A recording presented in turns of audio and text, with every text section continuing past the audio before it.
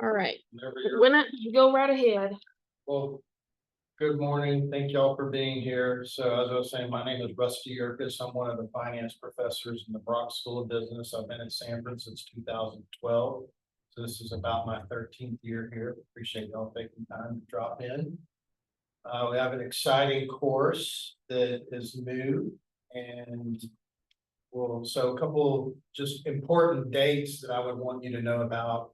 We have been slotted for the Daniel House, May 26th through June 9th. Okay, I don't know that those dates are actually on the postcard, so you want to write those down. Most of the flights going to London are overnight flights, so you would leave here like on Sunday, May 25th, and then fly overnight and arrive on the 26th, in the morning of the 26th. Or earlier, like if you want to go, some people have talked about, a lot of people go with their families or friends or by themselves. They go early, they stay late. That's totally fine. You're kind of on your own for that aspect, right? We just want you to get to the Daniel House on Monday, May 26th for the start of the program. And then we depart, I think it's Thursday, June 9th. And again, feel free if you want to extend your stay while you're there. That's totally fine. You can do all of that and more. It's a great hub, London, to get to all over Europe. There's relatively inexpensive trains that will get you anywhere in the UK and even over to like Paris, France.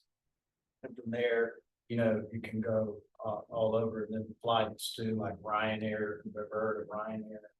It's kind of like a Southwest, concept. The course is international insurance markets. And so one of your questions is probably like, well, what is that? And that's a great question. So London happens to be the global nerve center for insurance.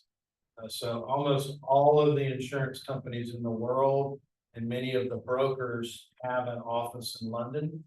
And so we've built a course specifically to let you guys see into the world of global insurance.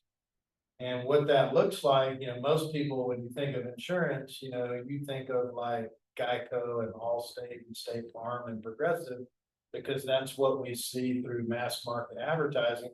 But there's kind of a whole nother world of insurance that's kind of behind the scenes that we oftentimes don't think about. And that's the world of commercial insurance or insurance for like corporations. And really the history is Lloyd's of London. Have any of you ever heard of Lloyd's? It's sort of like the New York Stock Exchange of insurance. And it was really the birthplace of insurance. It's where the first insurance policy, hundreds of years ago, was written on cargo ships, cargo vessels that were leaving and going all over the world. So they got together in a coffee shop, and there was a guy named Edward Lloyd. They were kind of meeting in a coffee shop, and they were talking about, hey, well, I know the captain of that ship, and I know that ship is well maintained, and that's a good captain, and he has a good crew or whatever. And so I'm going to sign up, and I want to insure that vessel because I feel like that would be a good risk to take. And that's really how insurance got started. That's why London is a hub, because it kind of grew up from there, and now it just exploded into all kinds of areas. So you've got things like everything from nuclear reactors to SpaceX rockets to airplanes, aviation insurance, to Taylor Swift's vocal cords, to, are y'all Cowboys fans? Who's your quarterback? Dak Prescott. He probably has a gigantic insurance policy in case he gets injured, to cover him personally as well as to cover the team, because the team has probably signed a guarantee, a big guarantee salary contract. So if he gets hurt, they still have to pay him even if he's not playing. They've got to go get, another quarterback. So just really interesting, unique, large, complex risks that natural disasters, we've seen the impacts from the hurricane, so a lot of catastrophe, wildfire, earthquake, hurricane, flood, these catastrophic risks all go for the most part either to London, in some cases Bermuda is another big market. And so next year, after we do the London course, we need to do one in Bermuda. I'm still trying to get the dean to sign off on that. But it's real. I mean, that's just where the market is. And so, we can go there. It's a tough job, but somebody's got to do it. So that's a little bit about the course. Are y'all familiar with the Daniel House? Yes, Have you been there? Or have you Yes. been to, you have been there? Have you been to London? I have been to London. Okay, so London and Daniel House. I went to London this last summer. I Yeah. haven't stayed in the Daniel House, Yeah, but I so went to the Yeah, Daniel so House. you've all, you kind of have a little bit of experience. I mean, it's a major business hub for Europe. Okay, for really, I mean, the whole other side of the world, so it's kind of like what New York is in the US. All of the major companies in the world. So apart from insurance, if you're a business student, London is just a big hub for business. All Amazon, Google, and Coca-Cola, all of the major companies, international companies, Microsoft, all the big accounting firms, so your particular area, so accounting, marketing, business management, I mean, all of the big companies are gonna have offices there. We'll see some of that as well, even though the course is a little bit about the insurance world. All of these companies have to have insurance, right? They have big risk management programs, so we may visit some companies and kind of see the corporate side, which is where it all starts. The Daniel House is in South Kensington, which if you look at a map, and you see where Kensington Palace is, you kind of just go straight south of that. A few blocks, I mean, it's walking distance, it's not far from the park there, and great public transportation, of course, everybody speaks English, so it's very easy, it's safe, it's, quaint. Trying to think what else. There's a lot of historical stuff. We're gonna try to incorporate some historical, cultural, because I think part of the study abroad course that is important is to, appreciate the local culture and learning about another culture and, the way they do business and the way, which is different than how we do it in the US, and just, customs and courtesies and cultures and food, all of that is important aspects. Trying to think, what am I leaving out? Yeah, I guess just like, Do you want to jump in at this point? Maybe um, talk a few minutes about, I guess like just how would this program like benefit? Yeah. Business students who are looking to like what is the benefit of having international business experience for these? yeah, for sure. Well, it's certainly companies more and more are global in nature. They're doing business internationally, and so I think just having an appreciation for that is beneficial. I mean, I've talked to many of our former students who have done some form of study abroad, and they typically cite it as a very important component of their business education. And I think just having an appreciation for that is huge. Are there gonna be opportunities for students to network in London as a part of this program? Yeah, great question. So one of the things that we want to do, one of my colleagues is, some of my colleagues have laid the groundwork. So I was over there in 22. Another two of our business professors were there last summer, actually 3. So they've kind of laid some groundwork with alumni. So we want you to meet Sanford alumni that are living and working in London with all kinds of different companies. So from that standpoint, you'll network with people that, have had a similar experience as you, but also, we'll be networking with other companies and business professionals that, work at the different companies I mentioned, some of which are, insurance related and some are not. Yeah, great question. We can, What questions do y'all have for Rusty before I talk about some logistics? This is, it's a very direct question, just like.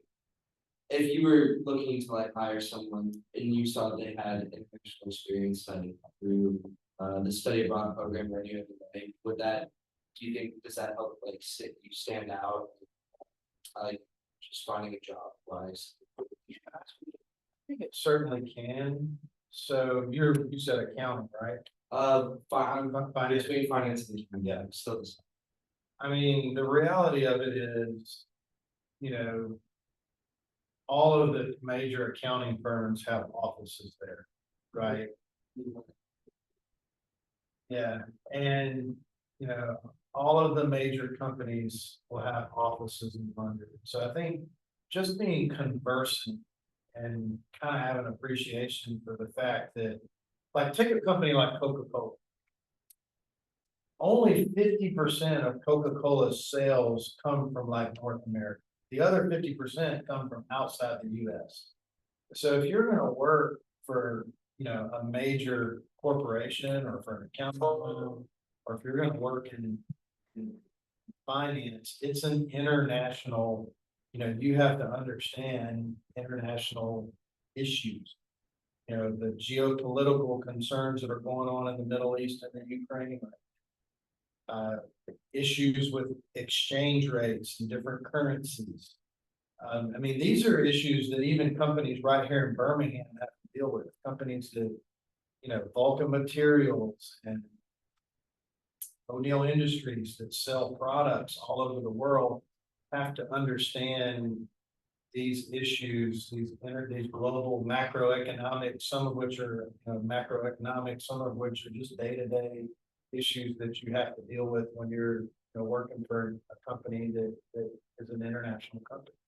So, you know, I think that in and of itself is great. I mean, I think if you can speak other languages, you know, that's also great, but you know, English in a lot of places is like the, you know, preferred language of doing business. So if you're, even if you're a German company, if you're, you know, often, yeah, that's an advantage that we have.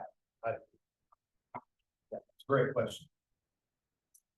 What is the difficulty of workforce?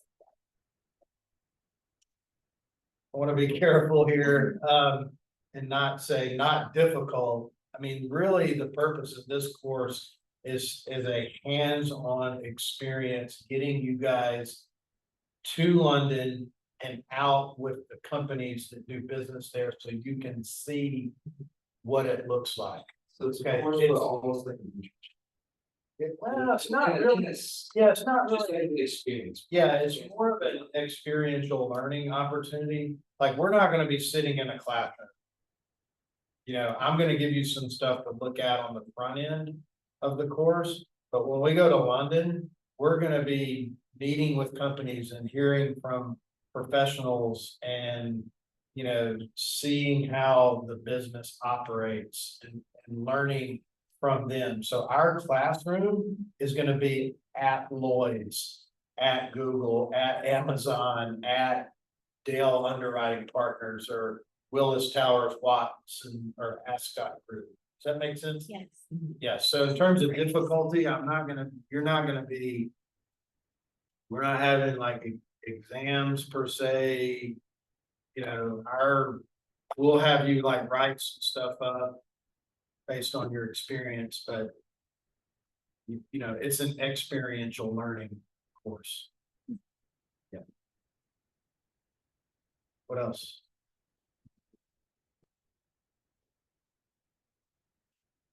What's the cost? You get all, That's a wonderful segue. you get all the fun questions. So, I'll talk a little bit about logistics and Sanford broad side of things. So our website is abroad.sanford.edu. Some of y'all have gone on abroad before, so y'all are familiar with our website, but that is where you're going to find all kinds of information about all of our programs, both the international insurance markets and any of our May, summer, and fall 2025 programs. including costs, including the course syllabus, including this biography, including all the kinds of things you're gonna wanna know. As well as a recording of today's info session afterwards, so you can go back and rewatch and listen to those questions and different things. And so cost, we would say kind of a general rule of thumb for a May or summer term program is around 5,000.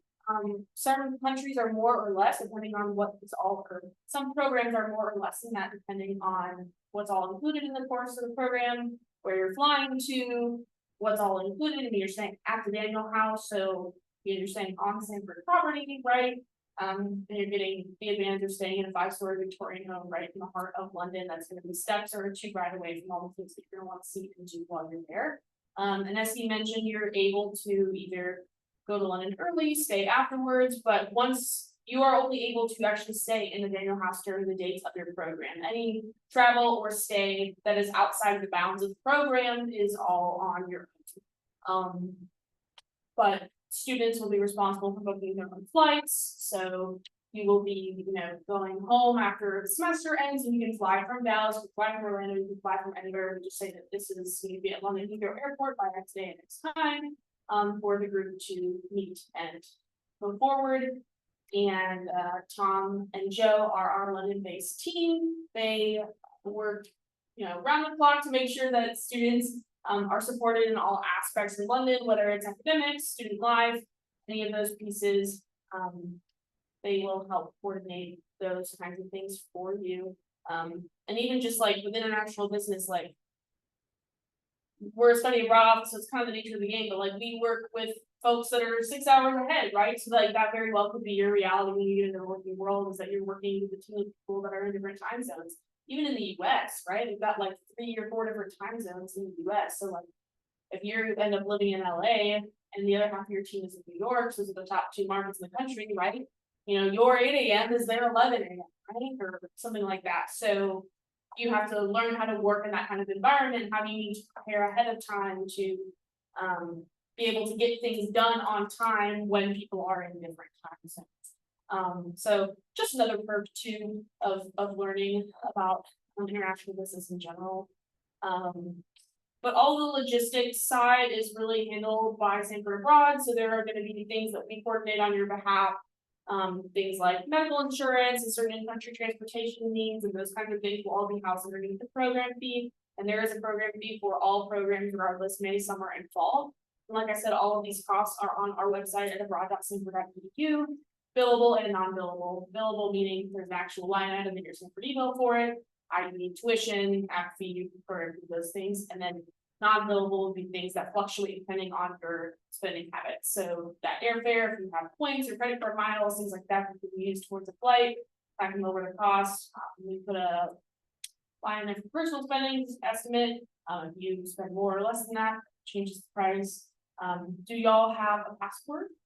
Big break. So you want to make sure that passport is valid for at least 6 months after the end of the program. So at least through December of 2025. Having that valid passport is key. And then there's like an optional travel insurance we purchase. So it's different things that can make the program more or less cost efficient, if you will. But if you're really concerned about the luggage getting lost, it's worth it to you, right? It's insurance, right? Yeah, that's a good thing. The biggest cost is just the tuition for the May term course, which you of course get course credit for. Yeah. That's probably 80%, 60%. Well, the breakdown is all on our website, and Sanford, because it is a summer term, and you do have a program fee compared to like a normal May or summer course here at Sanford. They do discount tuition because you're gonna be paying the program fee as a part of the course, so that's another way that tries to help out. So like the difference between a tuition for a summer term here on campus versus a second class. Your second biggest cost is probably your flight, Like, round trip airfare, and it varies. What you can call The day of the week that you fly, who you buy, lots of variables there. When I went in 22, I think my round trip airfare was around $1,000. But I've seen it jump as high. the airports that y'all are going from are actually good places to fly from. Yeah. It's cheaper to go from Dallas to Orlando than say like Birmingham, so, and you have a direct flight. Yeah. We did that, yeah, in left field. So getting on that direct flight, you know, from your respective places where you live. And that's where the application cycle, so applications open for May, summer and fall programs on October 18th at 7 AM. That is the day that all of our applications open, including this program, so my best advice to you to increase your chances of making it on this program and getting a spot is applying early, so treat it like class registration. Be on our website at 7 AM, abroad.sanford.edu, ready to apply. With our short-term programs, May and summer, there are no faculty rec letters or essays included in that application, so it's pretty simple. You're really just reading through a couple of agreements that's part of that application, like passport agreement, withdrawal agreement, a couple of things. And then, you know, signing those, marking them as read and submitting. We also have a few scholarships available through our office, and those open the same day as program applications. The first one is called the Go Farther Grant, and that is for first-time international travelers. So if this would be your first time outside of the United States by going on this program, that is for you. We also have a Merit Scholarship, which is need-based. And then, if y'all happen to have a School of the Arts major or minor, and anyone has a major with a School of the Arts minor, there is the Barrington Nichols Thompson Scholarship as well. So all three of those are available on our website. They open the same day as program applications, October 18th, 7 AM. It is the Friday after fall break. So that way you go home on fall break, talk this over with your folks, make sure that this or any of our programs is the right fit for you, and then you'll apply. A suggestion would be to apply for the program first and then start working on the scholarship, so that way you have, you know, your time stamp, you've got your spot in line, quote unquote. And then our scholarship applications will close prior to program applications, so that way you all will learn whether or not you've been a recipient of the scholarship and can make decisions about moving forward with an application. What questions do y'all have about logistics of things? How many people does this study abroad? I knew, I was just about to say. So I think we're targeting around 15 for this class. There may be another class at the Daniel House at the same time as us with a similar amount of people. Is that Yeah. there? So totally different program. Yeah, totally different program, doing their own thing. But the Daniel House, you know, holds like 40 students. Now, they don't always max it out. There is a But- scholarship. So for, you know, however many faculty there are, there's only a certain amount of students, but we're targeting it. And, what else? Oh, application wise, can you apply for multiple different programs if there's a couple different study abroads that you're interested in? Yeah, that's a great question. So you can apply for one May, one summer, and one fall. So this program technically falls underneath summer since it goes after May, right? It leads into June. And so you can apply for one May, one summer, and one fall in this application. So like, is there a possibility to tap on, like, if we're doing this course, if we intend to do this course, can we do like in May? You could do a May into June, yep. So like, is there a program that is in the Daniel House that stays? In May, the courses change, so we have a variety of different courses that use the Daniel House as their. You know, host site, if you will, throughout the summer, so I believe the month of May is. Nursing, child. I think that's the only one, but I need to double check that. But we have other programs in Europe, and like you mentioned, it's very cost effective. Once you're actually over there to travel, so yes, you are able to do a May term and then have it run summer term as long as the dates kind of line up. Yep. What other questions y'all got? What do you think? Sounds really interesting. Yes. Yeah. Yeah, I think y'all would enjoy it. If you've been before, you kind of know it's great. Yeah. It's a great city. I mean, our students that were